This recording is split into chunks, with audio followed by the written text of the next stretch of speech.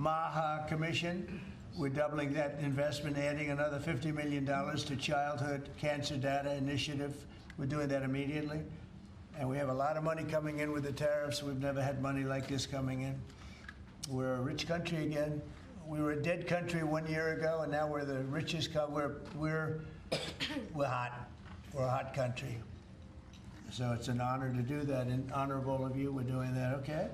With this order, I'm also directing the federal government to fully utilize artificial intelligence to supercharge pediatric cancer research. It's pretty amazing what's happening. For years, we've been amassing data about childhood cancer, but until now, we've been unable to fully exploit this trove of information and apply it to practical medicine. Using cutting-edge AI, we will empower our scientists and researchers to discover new treatments, cures, and prevention strategies. AI can also make groundbreaking trials and therapies, and it's just going to be so accessible to everybody, families all across the country. So it's going to be amazing. What's happening is amazing. And we have more AI. We're leading in AI. We're leading China by a lot. We're leading everybody by a lot. They're creating their own energy. We let them build their own energy plant because we don't have the energy. Nobody does to feed them. The amount of energy just the AI needs coming into this country is double what we have right now. So we're letting them go out and create their own energy plants and their own electricity. And they're doing it. We're giving them permits to build electric plants. They're becoming sort of a utility. Maybe they'll do better with being a utility. Who knows? They'll do better with being a utility than they will being AI. What do you think of the chances that they? I hope I'm wrong about that, or they made a bad bet, right? So anyway, but I want to just say that we're going to defeat childhood cancer once and for all, and I'd like to ask Stephanie to say a few words. She's a very special person and very, very much involved in this. Thank you very much, Steph. Right here, my mother's making me step That's forward. right. Your mother, she'll do this. My mother. Well, Mr. President, thank you very much. You've already acknowledged this incredible team here, and all of these people standing behind me were inspired by the story of a little boy named Connor Mahalik. He was a little boy who didn't want to hug me because he gave choke-out hugs. He booed his favorite nurse when she came to give his chemo, and he always worried about his dad because his dad was Connor's best friend. Connor was a WWE fan who I met after one of our big events, the Royal Rumble. You could tell he was sick. He had a big scar that was running up the back of his neck and a lump on his head, but you would never know it from his personality. He told me about the t-shirt that he was wearing that was dragging on the ground because WWE superstar Sheamus, who's 6'5", had given it to him. Underneath that was his Daniel Bryan t-shirt, and underneath that was his Skylanders t-shirt because that was his favorite toy. And as I stood up from my aforementioned chokeout hug, Connor's dad told me that he didn't have long to live. And I didn't want to believe that. I kissed him goodbye on his soft little cheek, and when he looked back at me, I made an unspoken promise to fight for him and kids just like him. Kids shouldn't even know what cancer is, let alone have to face it. And this incredible team believes that too. This executive order makes kids with cancer the first focus of AI innovation across healthcare in America. If there is one thing in the world that could bring us together, please let it be our children. Because I can almost guarantee, if your child was diagnosed with cancer, you wouldn't care what party their doctor belonged to. You would just want the best. And President Trump is doing just that, enabling that every child with cancer gets the best care possible. And we couldn't be more grateful. Thank you, Steph. Thank you, Great sir. job. Thank you very much. She's done that before, hasn't she? Great job. Bobby, please. Today, President Trump signed an executive order that makes an historic promise. We will harness America's innovation in artificial intelligence to find cures for pediatric cancer.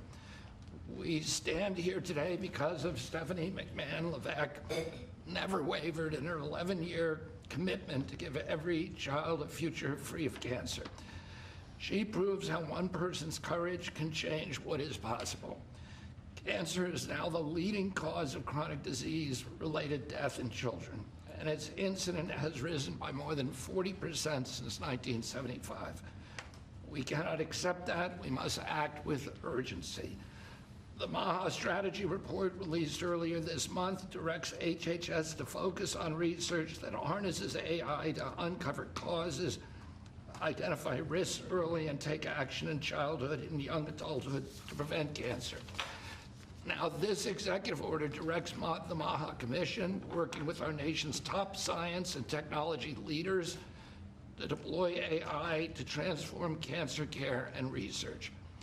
We will accelerate progress in the Childhood Cancer Data Initiative that President Trump launched in 2019, and that means building stronger data systems, using AI to decode complex biology, designing better clinical trials that deliver faster, more effective treatment for kids.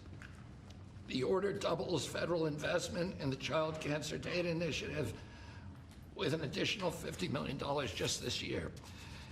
NIH will expand research while the private sector and universities will bring their best tools to the table. Together, we will ensure that every innovation, every breakthrough goes to work for our children. The order guarantees that AI will be integrated into HHS interoperability networks. We will make electronic health records and claims data work for patients and researchers. We're already doing that, and always with parents in control of their child's health information. No family should have to fight cancer with outdated tools or without access to the very best science. For too long, families have fought childhood cancer while our systems lag behind. President Trump, thank you for your leadership in changing all that. This executive order is about action, unlocking cures, empowering families, and giving every child the chance to grow up healthy and strong. With American innovation and leadership, we can make our children healthy again. Bobby, do they know why there's quite an increase that's taken place over the last number of years? Do they know why that? Do they have any idea why that's happening? We are doing that research, and Jay Bhattacharya can talk about that. We're doing that research now for the first time. We're focusing on that, in particular colon cancers and these cancers that never affected children before, and suddenly are epidemic in our children. And we're going to find the causes. They're environmental causes. We're going to identify them and work to eliminate them. Okay, thanks, Bobby. Jay, go ahead, please. Hello, thank you, everyone. Thank you, President Trump, for signing this historic executive order directing your administration to use advanced artificial intelligence technologies to cure childhood cancer. By signing this executive order, the administration is advancing the NIH Childhood Cancer Data Initiative's coordinated pediatric, adolescent, and young adult rare cancer, first launched under President Trump's direction in 2019. When I was a young medical student in the 1990s, I had the privilege of spending a month in a pediatric cancer ward treating children with cancer. And I have to say it was the most difficult month of my life. I left for home every day in tears. Watching little children cope with a deadly disease is hard. They should be playing with their friends, going to school, living their best lives. But instead, they bravely face cancer. These are the bravest kids I've ever met. I have tremendous admiration for the scientists who devote their lives to finding cures for kids with cancer, for the doctors and nurses who take care of them, and for their parents who suffer alongside them, care for them, and love them.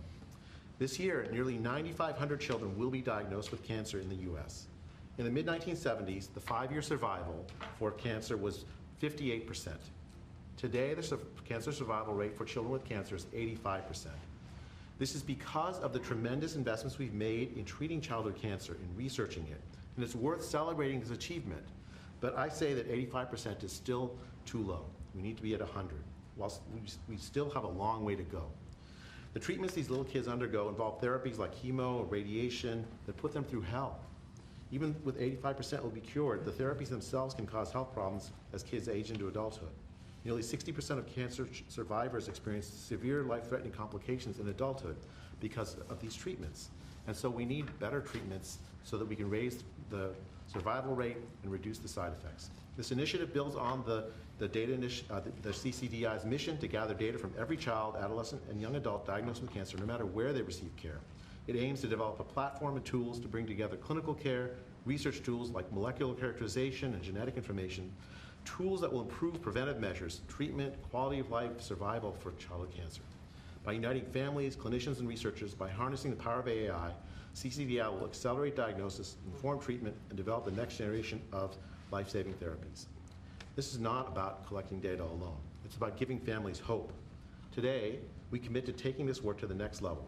With this executive order that President Trump is signing, we're building a future where every child's data contributes to faster diagnosis.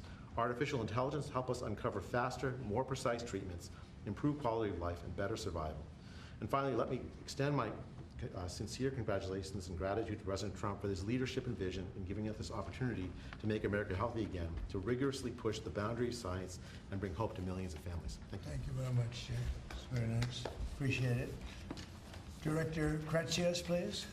Thank you, Mr. President, and thank you, Secretary Kennedy, for your leadership on this issue. I am thrilled that our MAHA strategy prioritizes utilizing AI in the fight against cancer, and that this executive order is putting a priority to this action. Thank you for your commitment, Mr. President, to the United States for maintaining its global leadership in artificial intelligence across models, data sets, applications, and to issue an AI action plan to do just that. Your foresight in the first term, leading you to establish the CCDI to gather, harness, and share data on childhood cancers, has positioned us today to leverage AI in a way we could never imagine before. With America's pioneering models, American researchers now have the best tools in the world to turn the CCDI data into the building blocks of life-changing breakthroughs.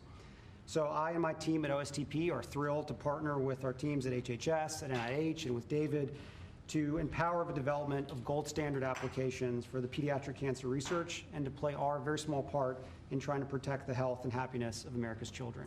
Thank you, Mr. President. David, please. Thank you, sir. Well, first of all, I just want to thank Stephanie McMahon and all of us for helping put this all together here. For years they played villains on TV, but they're actually very nice people in real life.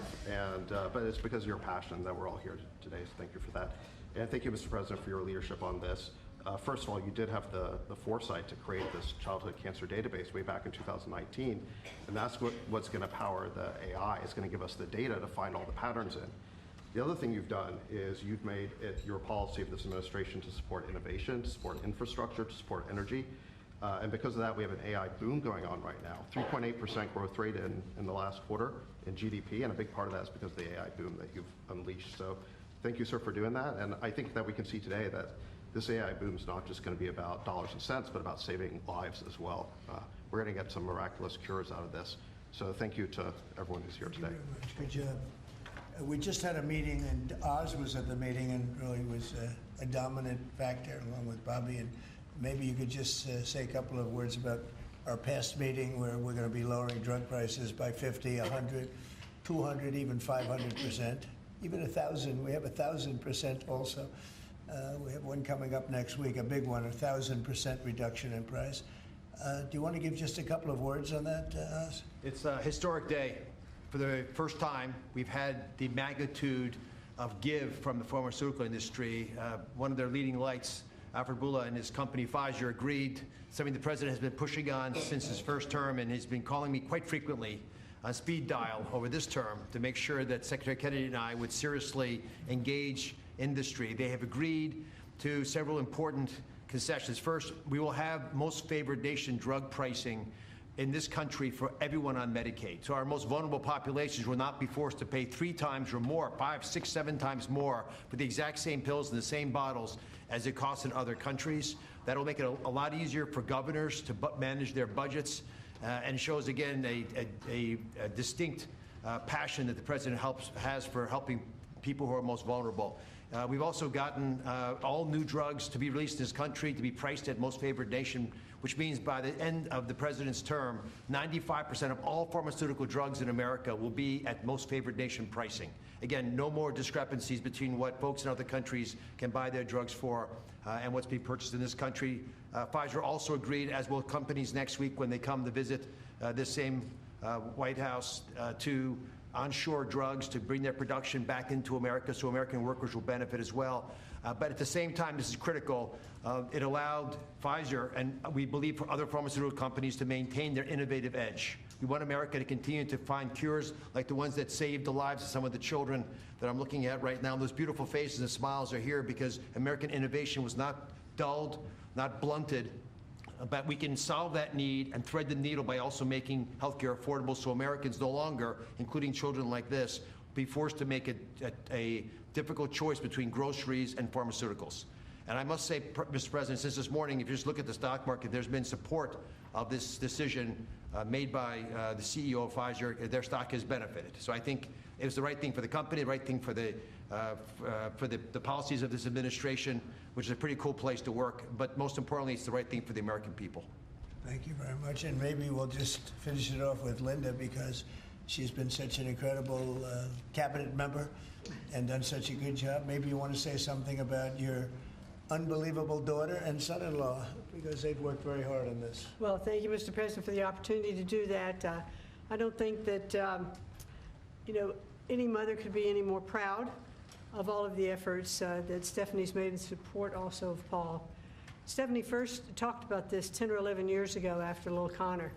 And I remember one of the things that she said to me was, I really would like to somehow convene the people and the scientists who think outside of the box, because research is done in very standard terms. You do this, and yes, you have to do that. But she said, I really would like to tap into some of the most creative and inventive minds in the country to be able to look at research differently for pediatric cancer. And she did that. It took her about 10 years, and she kept tapping in and calling people, being pretty relentless about it, driven herself by a mother's heart. And I couldn't be any more proud of the work she's done. I'm happy to stand by and be a supportive mom and be very proud of her today. Thanks. Good job you're doing. Thank you very much, Linda. Okay, any questions, please? Mr. President, as we inch closer to a government shutdown this morning, you said you might do a lot of layoffs. If DOGE is already reducing the federal workforce, why is it necessary to link more federal jobs cut to a shutdown? Well, the Democrats want to shut it down, so when you shut it down, you have to do layoffs. So we'd be laying off a lot of people that are going to be very affected, and the Democrats, they're going to be Democrats. As you know, this country, no country can afford to pay for illegal immigration, health care for everybody that comes into the country, and that's what they're insisting. And obviously, I have an obligation to not accept that. That would affect everybody. You know, when I see what we're doing with AI and all the plants that are opening up in the country, $17 trillion is coming. And if you compare that to Biden, Biden had, in 4 years, less than $1 trillion. We have 17 trillion, more than that. I think it's going to be much more than that, David, by the end of this year. I think it's going to be far over that. It's a record. It's already a record in 8 months. It's a record by a lot. And so we're doing well as a country, so the last thing we want to do is shut it down. But a lot of good can come down from shutdowns. We can get rid of a lot of things that we didn't want, and they'd be Democrat things, but they want open borders. They want men playing in women's sports.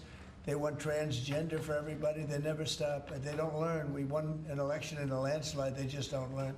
So we have no choice. I have to do that for the country. Yes? You mentioned a deal with Harvard, Mr. President. What is that deal? Will they be paying the administration? Well, we're in the process of getting very close, and Linda's finishing up the final details, and they'd be paying about $500 million, and they'll be operating trade schools. They're going to be teaching people how to do AI and lots of other things, engines, lots of things. You know, we need people in trade schools. I remember when I went to school, I had some people that weren't particularly good students, but they could take a motor or an engine apart blindfolded and put it back blindfolded, but they weren't too good at other things, and many of them ended up doing better than the people that were.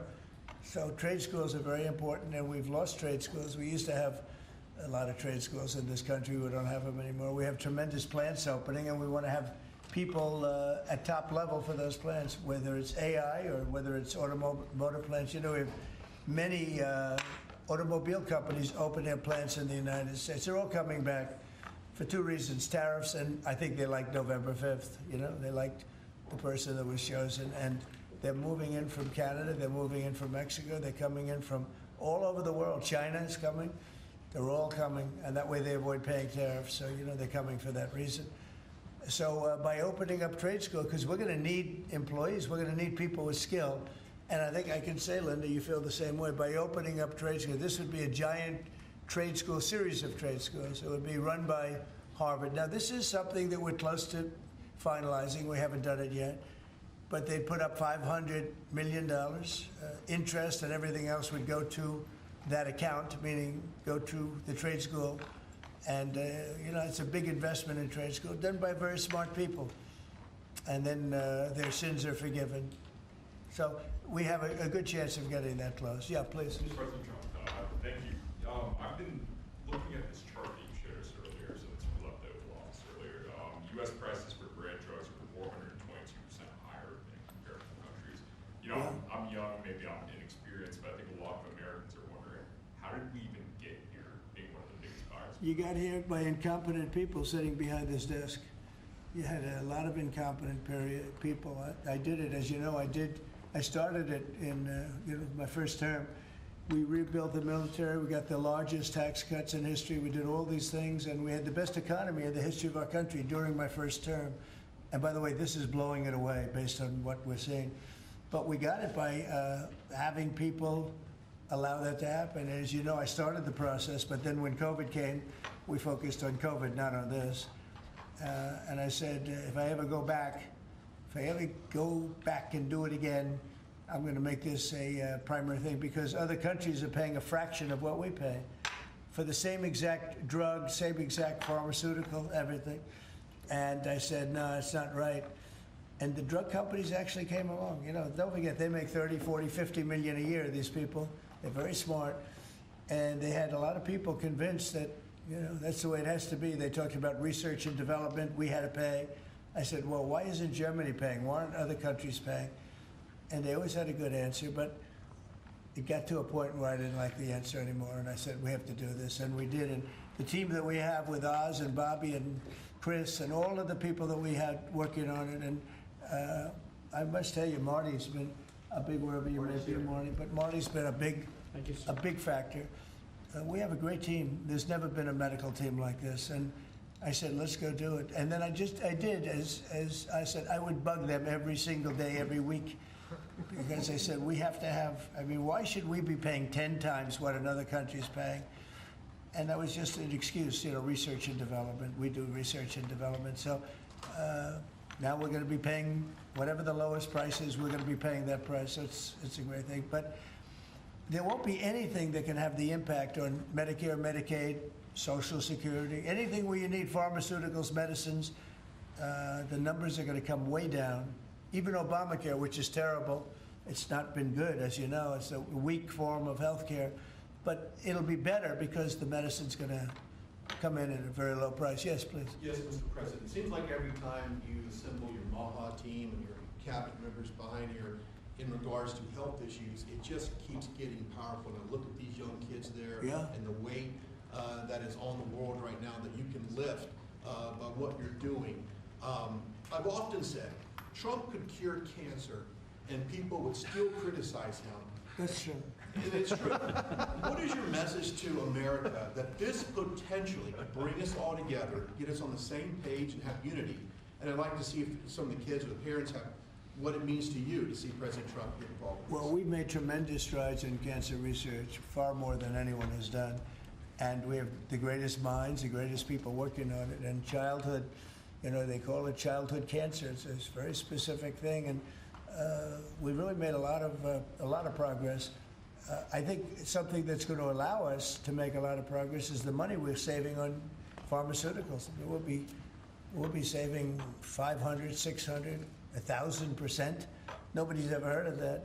I told the story, you were here before, that when I was in the previous administration, my first term, I was so proud of myself because I'm the first president in 28 years that cut drug prices from beginning to end. So they went down. I think it was 1/8% or 1/4%, and I was so proud of that. I thought that was great.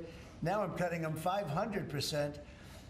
And I will say this, politically speaking, the people understand. Otherwise, I wouldn't have won in a landslide. I get 97% bad press and I won in a landslide, which tells you the press has no credibility.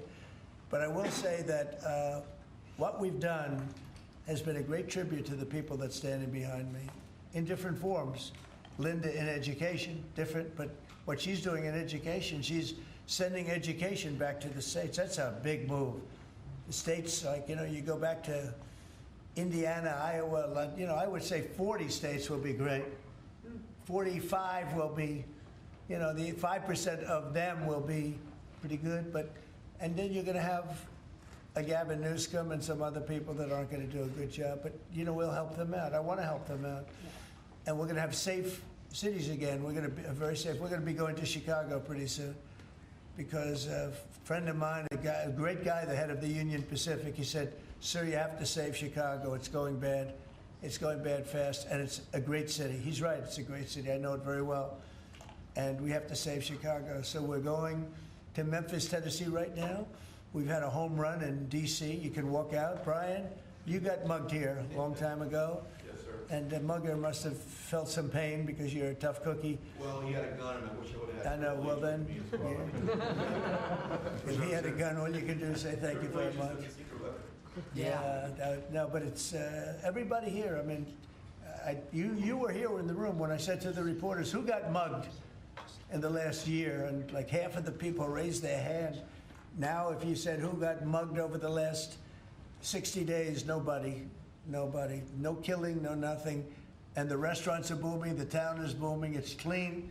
The National Guard actually went out and started cleaning all the crap out of the parks. The tents are knocked down. We had one that you said it was a blue tent, and you said it was a communist tent, right? See, we're going to have a communist mayor of New York, so, let's see how that works out. And I've gotten a lot of feedback on that. Everyone's very appreciative. Yeah.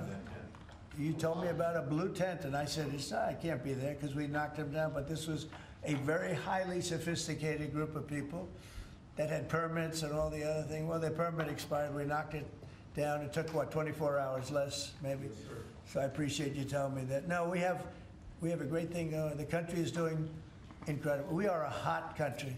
The hottest. We're the hottest country in the world right now. Do the parents of the kids have anything they'd like to say? Yeah, that's a great question. Would you like to say something? I would. That's a good comment right there. That's the best comment you've made in a long time.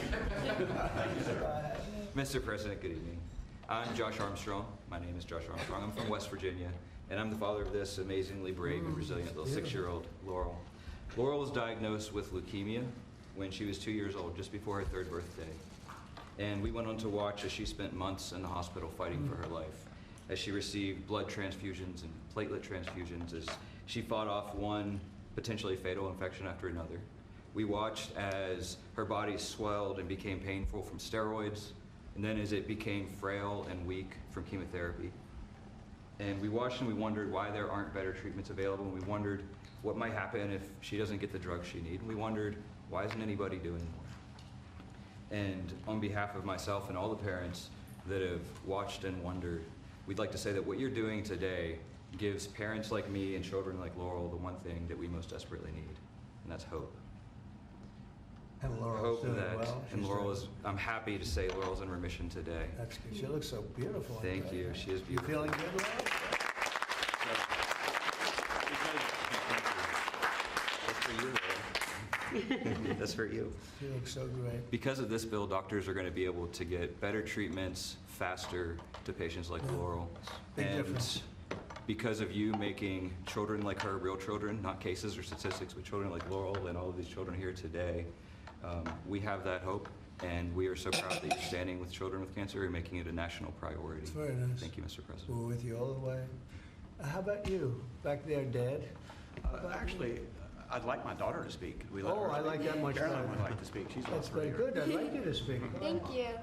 Good afternoon. My name is Carolyn Hendricks. When I was 4 years old, I was diagnosed with Ewing sarcoma, a pediatric bone cancer. 11 years later, I'm now 16 years old, and I'm doing great. What you're doing today, Mr. President, means that kids like me will get better options and so much more hope for the future. This will help doctors use technology to find cures faster, match patients to trials more quickly, and give our families more control over our health. For kids, every day counts. This order shows that our lives matter enough to be first in line for innovation. On behalf of children and young adults with cancer, those still fighting and those in remission like me, and families who wish that they had more time together, thank you for making us a national priority. Mr. President, because of actions like this, kids like me have the chance to grow up, to chase our dreams, and to live full lives. And that is the greatest gift anyone could ever give. Wow, that was so good.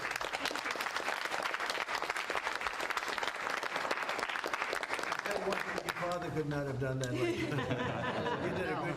did us a big service, Father. Yes, sir. That's great. Where did you learn how to speak like that? I've done lots of speeches for childhood cancer over the last few years, and I'm also in a theater program, so that That's helps a great. lot. Well, good. That's a great job. Would anybody like to say something? Would anybody? Would you like to say something, honey? Yes. I'm Iloni Myers and I'm 9 years old, and I had a blood cancer called leukemia when I was only 2 years old. I had to get treated at 7 different hospitals across this country, and I had to have 2 bone marrow transplants, one for my dad and one for my mom. And I had to spend many days and the nights in the hospital getting pokies and yucky medicine. And me and my parents were very worried, and I had to go through those 7 different hospitals to find the best treatment that can make me better. And thank you, Mr. President, for making everything happen today. So kids like me and Laura, we can still be living today and speaking.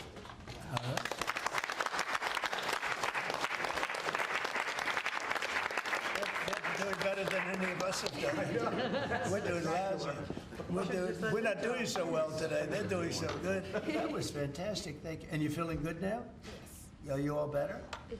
You're pretty close, right? Yeah. Yeah, I hear you're going to do good. Anybody like to say something? Yes, sir. Go ahead. I've had a brain tumor since I was 4 months. Now I'm off all medicines. I'm a cancer survivor. I've had a brain tumor since I was 4 months, and I'm doing great. I'm 15 now, and I'm going to 10th And you're going to be a football player, offensive lineman.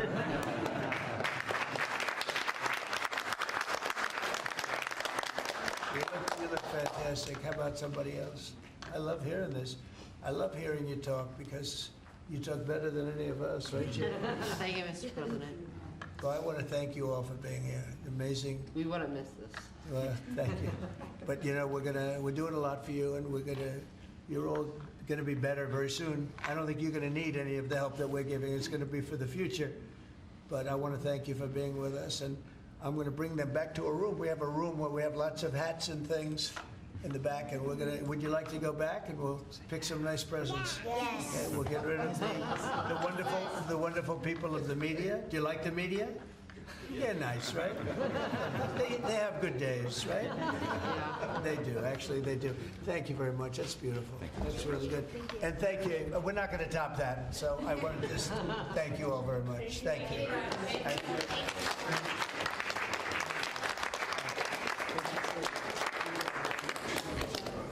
Thank you very much.